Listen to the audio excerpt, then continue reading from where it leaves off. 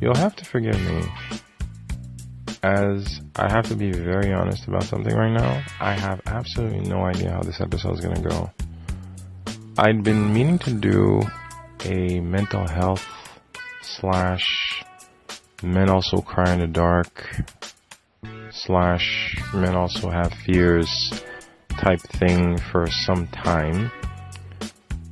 But being a get shit done type of person as I am, it's been on the back of my docket for some time, and the only reason I could think of for it not being done or out of the production booth for some time is only because I can only think of one, which is I'm actually scared of how to go about it, or I have to say, basically I'm afraid of what I might say or what could come out.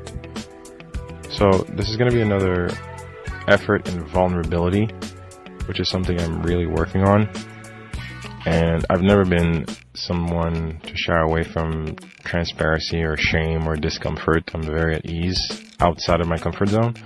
It's just that, certain things are hard to admit, because the first thing towards, getting better and doing better every day is acknowledging where you're at, where you come from, and eventually where you want to end up. But I feel this message matters. I have no idea where this is going to go or how it's going to go, but I hope you'll forgive me for, if you feel like I'm derailing or anything. But hey, here we are. Let's do this.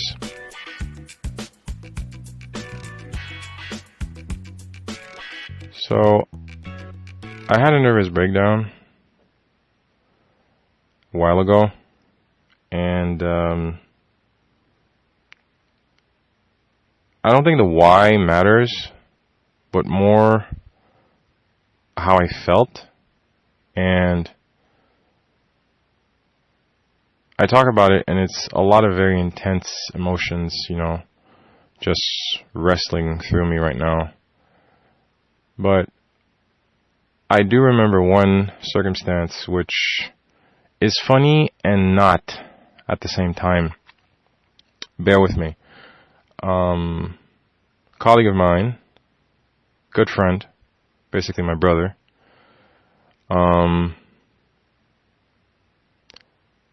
we were working in the same office, and he was like, "You've never been to a Montreal Impact game?" He's very big on soccer, and he's like, one of my basically soccer references. I'm from Haiti, but hey, I don't know anything about soccer, so I surround myself with very knowledgeable people, among which him. And he was telling me he's a very big fan of the Montreal Impact, and he was like, "You've never been to an Impact game?" I was like, "No, I haven't." It's like, "Well, we must right this wrong right now." I was like, "Listen, there's a game this weekend, and I'll take care of the tickets, and you can pay me back when you want. It's not a problem. Let's do this. Let's make it happen." It's like, "Okay, so when do I need to be there?" I was like, "Okay, game's at 7, and we'll leave my house for like 5:30, and we'll have plenty of time to park and just make stuff happen." It's like, but we're making this happen. So this weekend, 5:30, be at my house. Okay. So, give or take, a couple of days pass and everything. Saturday I show up at his house at 5:30. But as ridiculous as it sounds, it was 5:30 a.m. and I'm parked in front of his house at 5:30 a.m. when it never dawned on me that a professional soccer match would never happen at 7 a.m.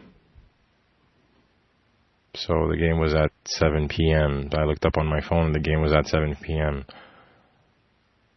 How this story is related is because of the fact that when I texted him saying I'm out front, I'm like, something in my head just banged up. It's like, listen, you should probably check the schedule. And I realized that the game was at 7 p.m. And I'm like, where did your logic go? How disconnected are you? As I started my car and basically gunned back home, and here I am And the second I left, my phone rings because basically I woke him up and he was like, did you genuinely just leave my house just now? Because I heard a motor start and I heard a motor turn over and just leave. Was that really you in front of my house at 5:30 in the morning? I'm like, yeah. It's like, dude, we've talked about this. I'm worried about you. And I am again extending a hand and telling you that I think that we need to get you help. It's one story that when you look at it, you say that it sounds funny in the circumstance, but the context is a frightening one. Wasn't sleeping much. I had a very difficult commute. I had a new baby. Well, we had a new baby. Personal circumstances, I don't think it's right for me to get into because, it's personal. I can only put myself out there, but I always choose to, keep, family matters in the family. But as far as I'm concerned, I don't mind talking about my own personal circumstances and my own personal struggles. But let's just say I was dealing with a lot. And it was one of the defining moments that made me realize that, yeah, it could be that I'm not doing too well. So over the course of the next few days, I sought out my company's employee assistance program. And I called the employee hotline and spoke with a social worker. And I was telling them about, my own personal circumstances and the fact that I wasn't eating too much and I was really stressed about work and I was stressed about, kids and, finances and everything. And because again, men are all about performance, right? You always want to make sure that you're doing well, and every time that you think you're okay, and when you realize and when you have to come face to face with your own vulnerability and realize that, no, you're not okay. You're not okay. And I'm going to use a word a lot of people use, which is fine. And I remember this, and I don't remember where I saw it, but somebody had a definition for fine as an acronym. Feelings inside not expressed. And I think that's very important to keep in mind. When someone tells you they're fine, you know that feeling you get in the back of your head when someone tells you fine because it's the easiest thing to say? It's just like, a defense mechanism. I was very good at that. And my brother, Gio, he's got a very, very fine-tuned bullshit meter. So he would always call me out on it. It's like, you know why I love you? Because you're so courteous and so polite and so nice. But you're very dishonest with me right now. It's like, I love you, so it passes because I know you're probably just trying to shelter me. But you're my brother and I love you. This is him talking to me. You're my brother and I love you. And I want you to know that I'm going to keep coming back to you and asking you how you're doing. And please don't tell me you're fine because it's obvious bullshit. I had to come to terms with that because I was, no, I'm good. I'm fine. It's like, I'm okay. It's like, it's a difficult day like any other, but, I'll rise above and everything. Hey, I'm awesome. And for the longest time, I felt like a crock because deep down, after speaking with the social worker and had to come to terms because they have the right, amount of questions to ask you.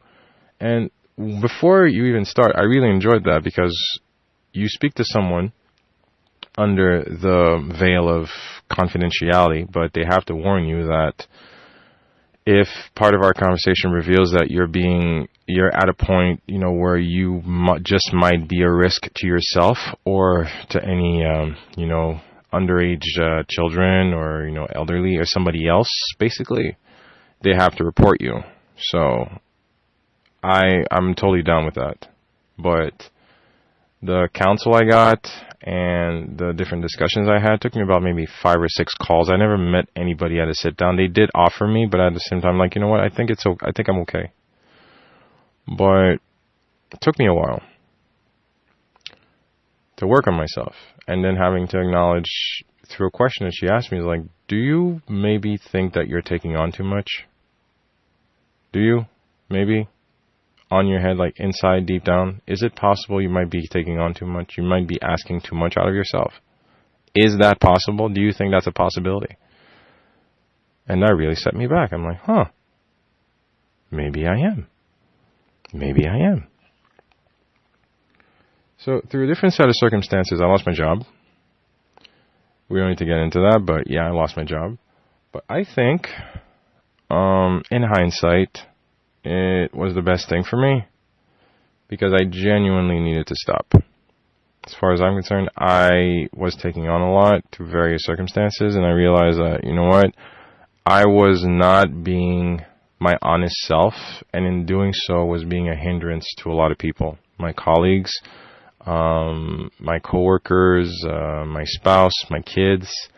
I was not being my honest and best self, and in doing so, you can't give what you don't have. So what I was basically giving out was tainted goods, and I had to come to terms with that.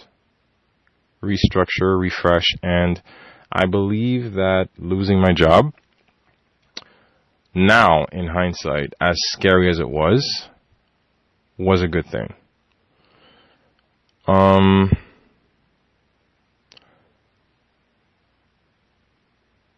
Mental health is not just about crazy. It's an illness, you know? Just like a muscle, just like eating, sleeping. Mental health is an illness, and in doing so has various symptoms. And also remember that nobody is safe. It does not discriminate. Mental health does not discriminate. I'm one of the nicest people ever. I'm one of the most positive people ever. That doesn't mean I don't have my dark days. Over the past year or two, I've done a lot of work on myself, having to restructure, recharge, and redefine my thought processes. You can't give what you don't have. And at a certain point, I was tapped out. I had nothing left to give. And for me, that was a very big awakening and was very much of an ego downer to realize that even I had frailties and even I had weaknesses. Even I had to come to terms where I hit a wall where I'm like, you know what? I'm out. I can't do this. I'm tired. I'm exhausted mentally and physically and emotionally. I'm just drained. I'm in a very dark period. I'm insecure. I'm afraid of being a good father. I'm afraid of being a good husband. I worry about being a good friend. Am I present enough? Am I, contributing enough? Am I being a good colleague? Am I performing as expected? Am I giving what I need to give? You're so focused on showing off your best self to the world, you're never able to center and look on the inside so you can give out, inside out. What is going on inside? Inside was a lot of turmoil. Inside was a lot of fear. Inside was a lot of insecurity. Inside was a lot of dissatisfaction, a lot of anger, a lot of instability, personal struggles. What some psychologists might call limiting, damaging beliefs. Doesn't mean they're not true. But it's still stuff you have to wrestle with. The internal dialogue. That's the word I was looking for. The internal dialogue can be very powerful, for the good and the bad. And you need to learn to hone and tame the beast. I am not a psychologist. I am not a, reference or a resource in the realm of mental health. I'm probably talking and you're not even following. But I understand that it's important to talk. It does get better. Talking helps. It's important to know that you're not alone. It's important to know that it's okay to be afraid. It's okay to be vulnerable. It's okay to cry. I cried to my wife. I told her, you know what? I'm not feeling able. I'm not feeling okay. I'm not feeling as if I'm doing enough. Because men are always about, am I getting the job done? Am I being efficient? Am I performing? Am I being what I need to be? Am I being what you expect of me? Not just within our home, within our marriage, but outside for other people. And here we go back to the conversation of, why do you care what other people feel? Why do you care what other people think about you? Perception is everything, you know. Let me smile when I feel dead inside. Darkness looms at every corner. What happens when you let the beast take over? I've had dark days. If we're talking about personal harm or suicide or everything, because I have lost friends and colleagues when the job and life and the finances take over and you just don't know what to do. I used to work at a hospital, and while I was there, a colleague from a previous job, unfortunately, we lost him because he took his own life. And that really shook me, because he was one of the nicest people I knew. So when I heard about it, it kind of shook me a little bit. This was before I was dealing with all of this. But this person I was working with at the hospital told me, usually for men, it takes 3 stages, 3 triggers: financial, emotional, and professional. So when you're stressed about money, when you're stressed about work, and when you're stressed like within your relationship or marriage or serious relationship whatsoever, when all these shields are broken, basically you take the next step. When you feel you have no avenue left and you need a break, you really actually just need a break, you just need everything to shut up. Usually men are rational people, men are sequential. If a man decides that, you know what, this is the next avenue, there's no stopping, because by that time it's too late. And unfortunately, we live still in a reality where the identity of masculinity is all about strength. It's all about being strong. It's all about putting a wall and being the pillar of the family and the marriage and the parenting and the job and everything. You have to perform. You cannot be frail. You cannot be weak. You cannot have moments of weakness. I call bullshit. I don't know the statistics, but I'm sure they're totally unreliable in terms of the rate of male suicides, because I don't believe men talk enough.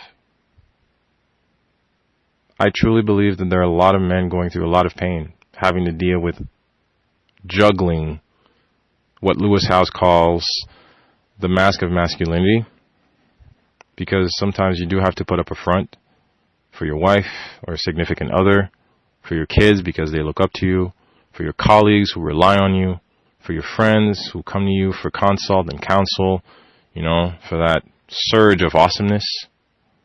I say that because for the longest time, and I basically had to come to a point where I had to tell my friends, I'm not as awesome as I used to be. I don't feel awesome. And I'm just about ready to stop telling people to stay awesome, because I'm not awesome myself. So what am I telling people? It's not about marketing or anything. It's about, I truly believe every time I share a message or a post into the world, I really want you to feel the honest to God truth of how I feel and what I want you to embody within your own personal life and struggle. So when I tell you something, if I'm not feeling it, you can't give what you don't have. So for the longest time, I felt like a fraud. I felt like a hypocrite. So a lot of these things, you're probably going to say, like, get over it. I'm not talking about having a bad day. Everybody has bad days. But stress, anxiety, and depression are very real. They're very real. I'm not talking about Robin Williams. I'm not talking about Chester Bennington. I'm talking about everyday Joe Schmoes just like you and me, who are going through the day just trying to do their best. Everybody wants to be a better significant other for their spouse. Everybody wants to be a better parent. Everybody wants to be a good colleague. Everybody wants, just to do well. And everybody is allowed to have these moments of weaknesses where you're asking yourself and you're actually doubting whether or not you're doing well. It wasn't fun. And it took a long time for me to admit that to myself. I was part of a pattern where I was genuinely setting myself up for this breakdown. You cannot give what you want, what you don't have. I was tapped out and I was still trying to give. Self-preservation is not being selfish. I've basically shifted somewhat in how I deal with the world now. It's not being selfish. It's about being altruistic. It's about, again, acknowledging where you're at and recognizing what you can and what you can't, and being rigorously truthful about this reality and this current state of both body and mind. I make a lot of effort to sleep at more reasonable and responsible times.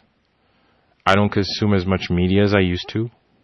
I speak an honest, sometimes hard truth to people that surround me. I'm very protective of my time. I try to navigate around others' toxicity while respecting their own personal struggles or mishandlings of their own personal circumstances. I try as much as I can, because I am human, and try to not judge, but to help and counsel as best I can, while at the same time shielding myself, because I understand that while people want and sometimes need a source or an avenue to vent, I don't need to be your sponge. If you need someone to talk to and to help you through this storm that you're going through, we will talk about it. But I cannot be a sponge, because when I take on your toxicity, chances are I'll spew it on somebody else mixed with my own. Not a healthy mix. I'm hoping that I'm a better father. I love my kids dearly. And on those moments where the kids are too much, because anybody with young kids will know this, kids sometimes can be assholes. I will tag my wife. I'm like, babe, I can't do this now. I really need some time. Gym helps.